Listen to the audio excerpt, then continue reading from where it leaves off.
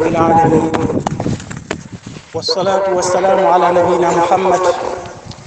وعلى آله وأصحابه أجمعين. أما بعد, louange à Allah, Seigneur des univers, que la prière et la bénédiction d'Allah soient sur le dernier de son messager, ainsi que sur sa famille et ses compagnons, et sur tous ceux qui suivent leur voie jusqu'au jour de la rétribution. Chers frères et sœurs en islam, notre sermon d'aujourd'hui porte sur la soumission à Allah subhanahu wa ta'ala par le tawhid. Frères et sœurs en islam, la grandeur d'Allah subhanahu wa ta'ala, observable à travers la création et les signes cosmiques, fait que nul ne peut sortir de son commandement. Cette soumission à des lois naturelles, avec l'impossibilité de s'en soustraire, doit éveiller toute conscience sur le fait que c'est à Allah subhanahu wa ta'ala seul que l'on doit une soumission parfaite. Allah dit: désire-t-il une religion autre que celle d'Allah, alors que se soumet à lui, bon gré, mal gré, tout ce qui existe dans les cieux et sur la terre,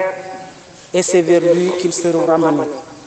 Sourate 3, verset 83. Ce verset est une interpellation à l'endroit de toute personne douée de raison,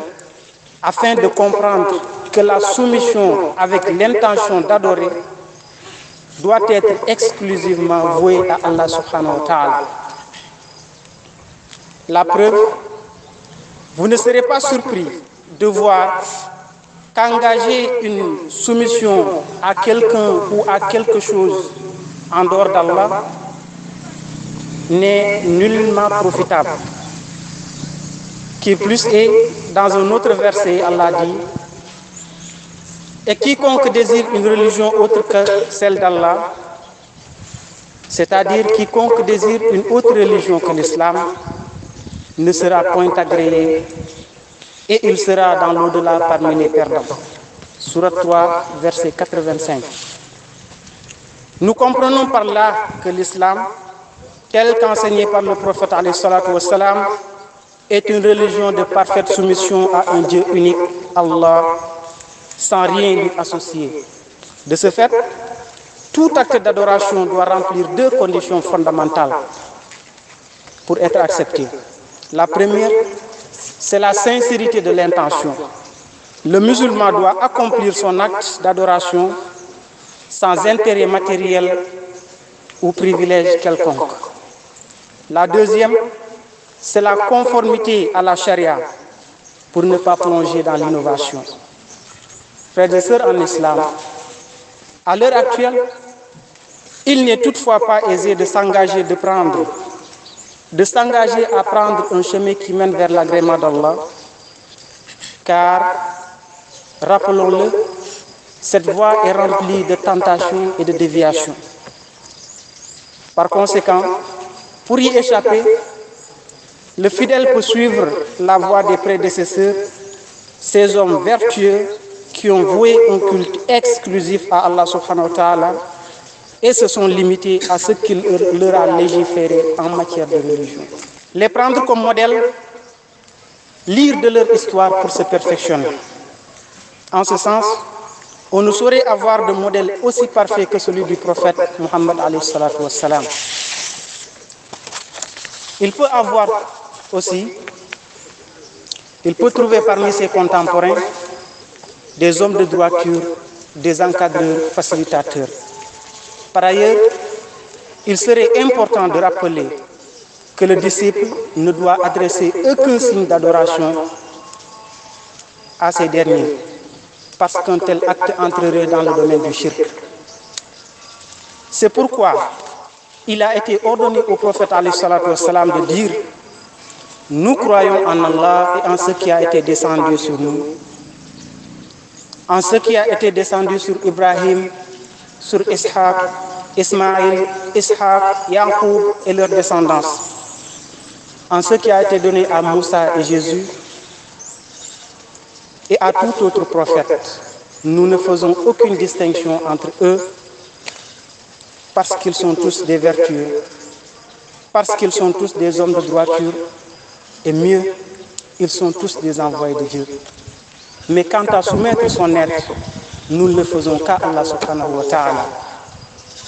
Frères et sœurs en islam, quiconque s'attache à ces principes, c'est-à-dire soumettre son être à Allah subhanahu wa ta'ala, se conformer au Coran et à la Sunna, estimer les hommes vertueux à leur juste valeur, pour ne pas leur adresser un signe d'adoration, n'aurait personne à envier en matière de religion. Allah n'a-t-il pas dit: qui est meilleur en matière de religion que celui qui soumet son être à Allah subhanahu wa ta'ala tout en se conformant à la charia et suit la voie d'Ibrahim, et Allah a choisi Ibrahim comme ami. Ce verset nous montre ainsi par où commencer son cheminement. En effet, le musulman doit commencer par rechercher la science pour connaître les droits d'Allah afin de ne les attribuer à autre que lui. Connaître les sources de la charia afin d'y puiser ses actes d'adoration. Et enfin, savoir faire la distinction entre les hommes de droiture et ceux qui ne le sont pas. أقول ما تسمعون وأستغفر الله لي ولكم ولسائر المسلمين والمسلمات إنه هو الغفور الرحيم. الحمد لله الذي هدانا لهذا وما كنا لنهتدي لولا أن هدانا الله، ونصلي ونسلم على المبعوث رحمة للعالمين نبينا محمد وعلى آله وأصحابه أجمعين. نونغي سيدني amul benn buur bu yeyoo jaamu ci dëgg ku dul yàlla subhanahu wa taala, di seede di dëggal ni Muhammad sallallahu alayhi wa sallam yonentam la, mu yónni woon ko ci nit ak jinne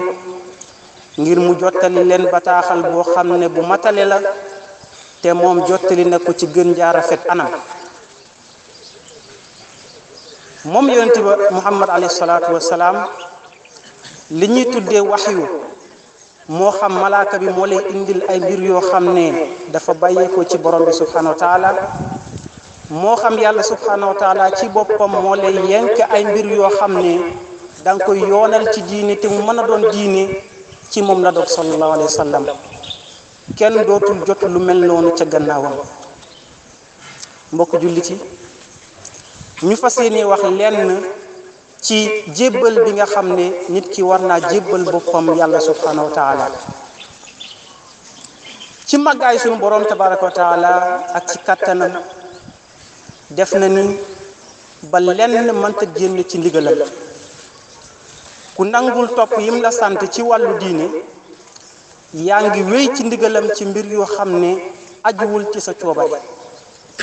ndaxte bi mu fi wàccee loo xam ne ci la ñuy jëlee li ñuy dundee, moom yàlla subhanahu wa taala moo ñu wax ni kulu washrabu wala tusrifu, mu ne ñu lekk leen naan leen te bu leen yàq. mu waxaat feneen ci ne wa ja'alna min almaai kulla shay'in hayyin afala yu'minun, ci sama kattan ak sama mën-mën def naa ba lépp luy dund rek dafay aajowoo ndox. kàddu yi mel nii mbokk yi war naa doon ab yeete ci képp kenn ci ñun, ba ñu xam ne yàlla subhanahu wa taala képp lañ war a jébbal suñu bopp te bañ koo jébbal neneen. moo tax yàlla subhanahu wa taala def ab jàjj, mu wax ci ne ndax jeneen diine ju bokkut ak lislaam lañuy sàkku, te fekk ni moom yàlla subhanahu wa taala mboolem li nekk ci asamaan ak suuf dañoo jébbal ci moom, moo xam ci seen coobare moo xam du ci seen coobare, te ñoom ñépp ci moom la ñuy dellu.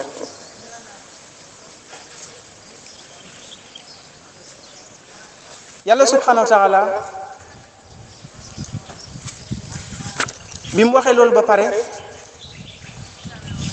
gaa yi dañ taxawoon di naan nekk leen yahud wala nekk leen ay nasaraan ngir ngeen mën a jublu. qaalu kunu hudan aw nasara tahtadu gaa ñoo doon wax loolu ñu ne faw ngeen nekk yahud wala ngeen nekk nasara ngir ngeen mën a jub yàlla subhanahu wa taala daal di leen tontu mu wax leen ci ne yoonu Ibrahim day amul yoon yu ko gën yoonu Ibrahim alayhi salaam amul yoon yu ko gën parce que yoonu Ibrahim amul bokkaale te amul bidaa kon l'islam ji nga xam ne da ngay jébbal sa bopp yàlla subhanahu wa taala tënku ci alquran ak sunna donc yoon woowu amul yoon bu ko gën képp ku ci ngoy amul ku la gën a rafet le diine amul ku la gën a baax le diine amul ku la gën a rafet diine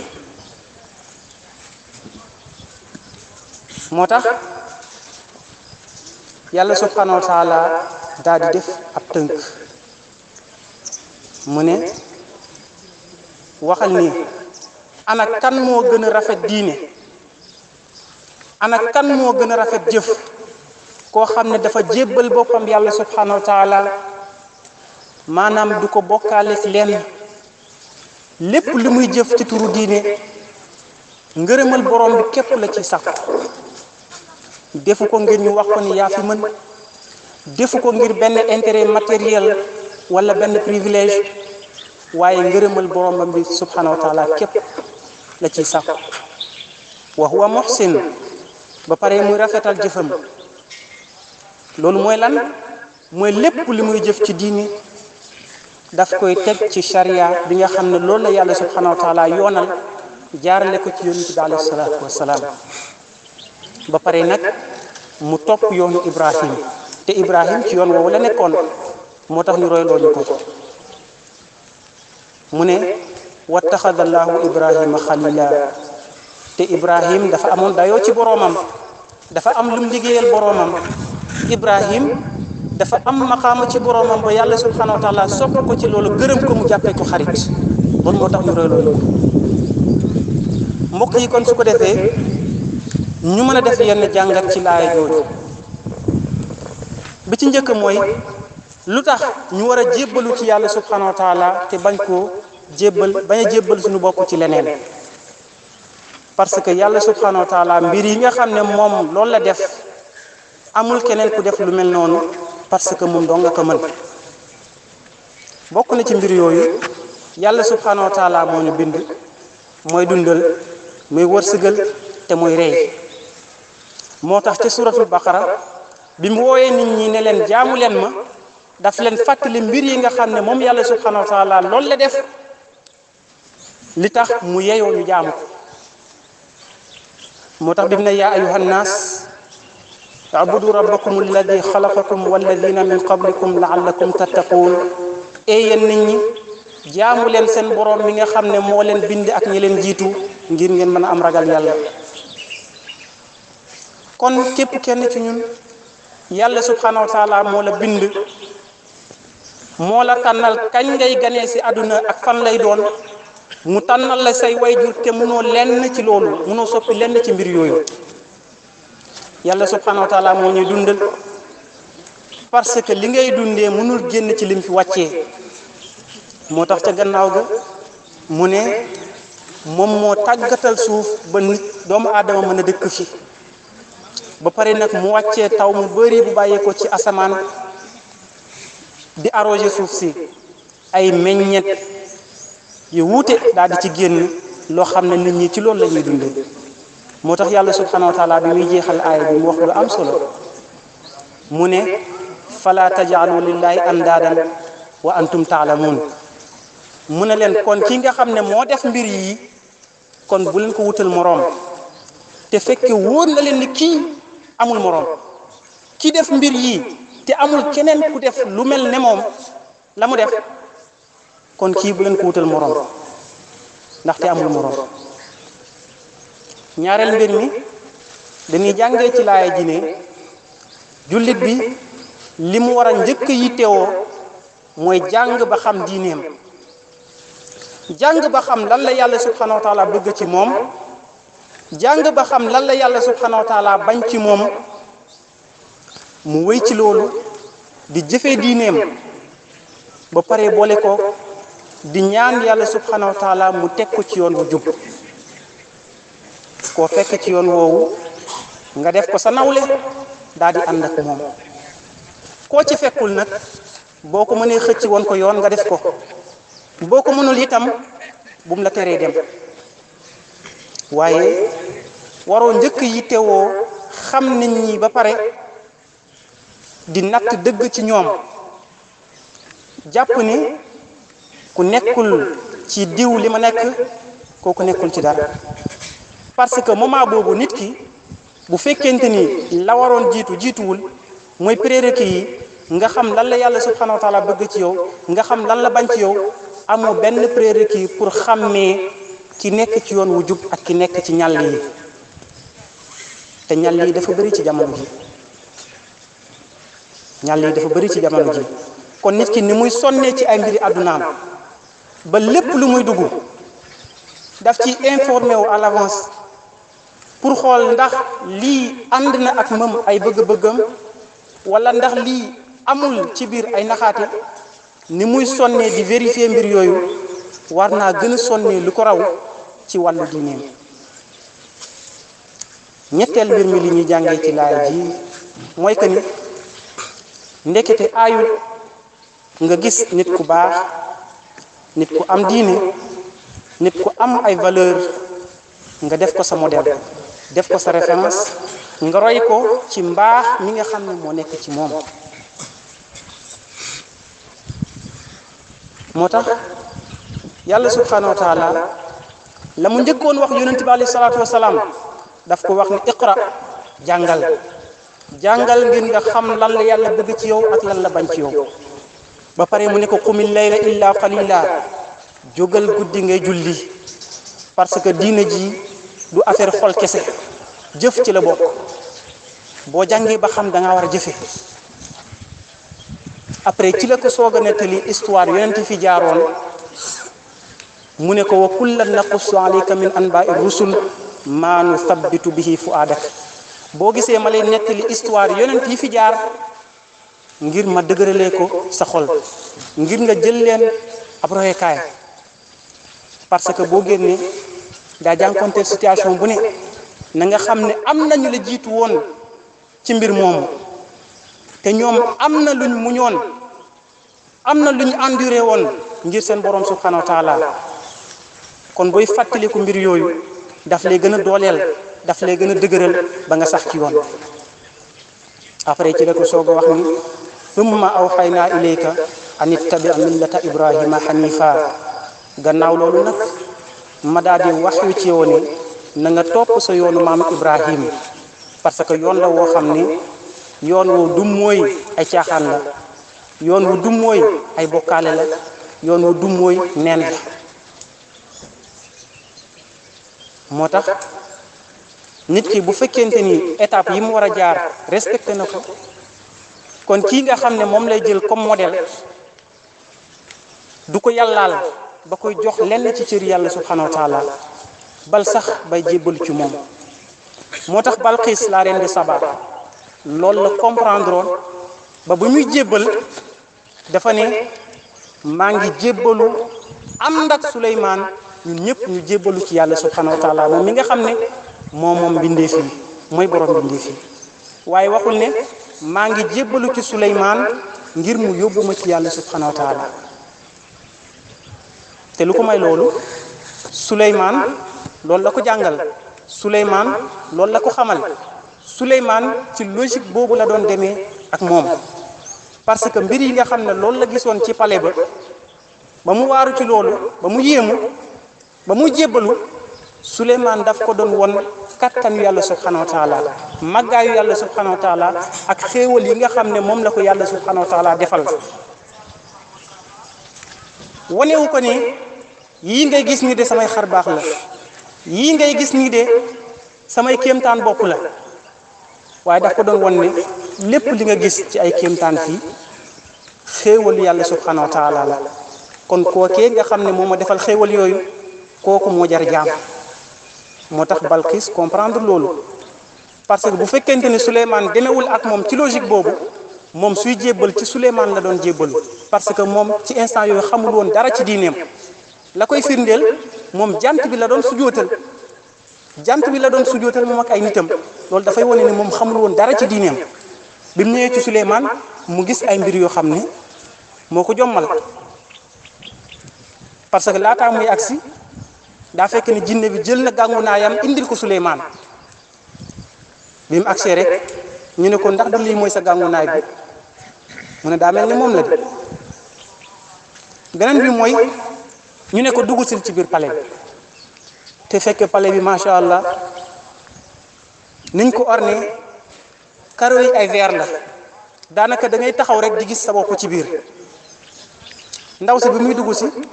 dafa wog ay yéreem yëkkati ko parce que yaakaar na ni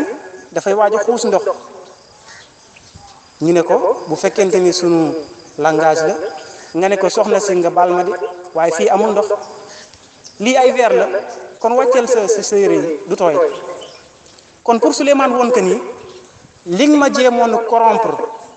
alal ji nga xam ne loolu nga joxoon sa soldat yi pour ñu indil ma ko pour guerre ma na nga xam ne yàlla subhanahu wa taala lim ma jox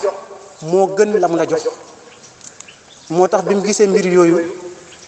mu ne rabbi inni zalamtu nafsi wa aslamtu maa Souleymana lillahi rabbil alamin mu ne ndekete man dama nekkoon ci réer man dama tooñoon sama bopp bay sujootal jant waaye bis njëkk tey maa ngi jébbalu ànd ak Souleymane nag ñun ñëpp ñu jébbalu ci yàlla subhanahu wa taala mi nga xam ne moom borom bindee fii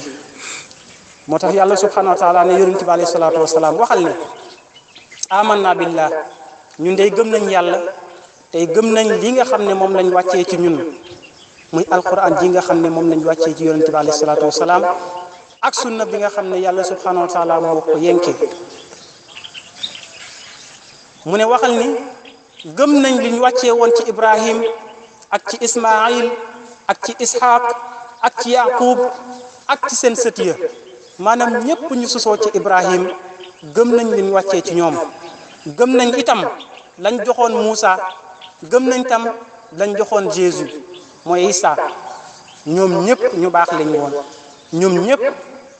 ay nitu diine lañu woon ñoom ñëpp ay nit ñu jub lañu woon bal sax ñoom ñëpp ay yonent yàlla lañu woon kon ñoom ñëpp am dayoo fa yàlla subhanahu wa taala waaye nag kanta jébbal suñu bopp nag yàlla subhanahu wa taala képp lañ koy defal kon lii mbokk yi daf doon loo xam ne képp kenn ci ñun war na ci bàyyi xel d'abord di dénk sama bopp di leen dénk ñu gën a farluwaat ci jàng suñu diine ba xam ko xam lan moo bokk ci diine xam lu ci bokkul di ñaan yàlla subhanahu wa taala mu teg ñu ci yoon bu jub allahumma arina alxaqa xaqan warzuqna ittibaa wa arina albatila batilan warzuqna ijtinaba اللهم اجعلنا ممن يستمعون القول فيتبعون أحسنه وأدخلنا برحمتك في عبادك الصالحين